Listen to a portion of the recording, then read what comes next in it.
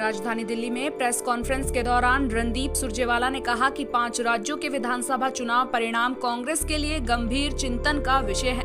Party का ये मानना है कि अपनी रणनीति में खामियों के कारण हम जहां 4 राज्यों में भाजपा सरकारों के कुशासन को प्रभावी ढंग से उजागर नहीं कर पाए। साथ ही सुरजेवाला ने कहा कि कांग्रेस पार्टी देश में आज व्यापक राजनीतिक निकृष्टता के खिलाफ करोड़ों भारतीयों की आशाओं पर प्रतिनिधित्व करती है और अपनी इस जिम्मेदारी के प्रति पूरी तरह से सजग और जागरूक है।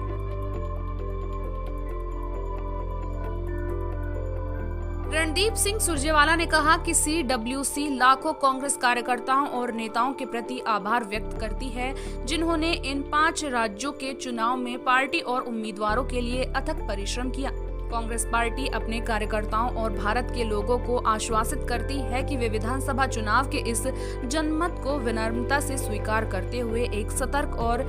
जीवंत विपक्ष की भूमिका निभाएगी। कांग्रेस पार्टी 2022 और 2023 के आगामी विधानसभा चुनाव और 2024 के लोकसभा और विधानसभा चुनाव की चुनौतियों से मुस्तैदी से निपटने के लिए तत्परता से हर तैयारी करेगी।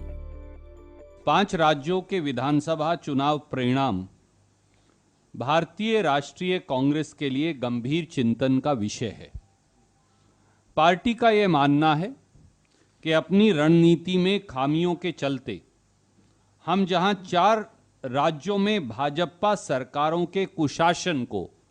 प्रभावी ढंग से उजागर नहीं कर पाए, वहीं पंजाब राज्य में नेतृत्व बदलाव के बाद मिले सीमित समय में सत्ता विरोधी लहर पर काबू नहीं पाया जा सका। इस वक्तव्य के साथ साथ कांग्रेस कार्य समिति ने यह भी निर्णय लिया कि संसद के इस सत्र के ठीक बाद, बहुत जल्द खत्म होते ही सत्र की समाप्ति के फौरन बाद, एक व्यापक चिंतन शिविर कांग्रेस पार्टी बुलाएगी, जहां भविष्य की रणनीति पर व्यापक परिचर्चा और आगे का रोड मैप निर्धारित होगा।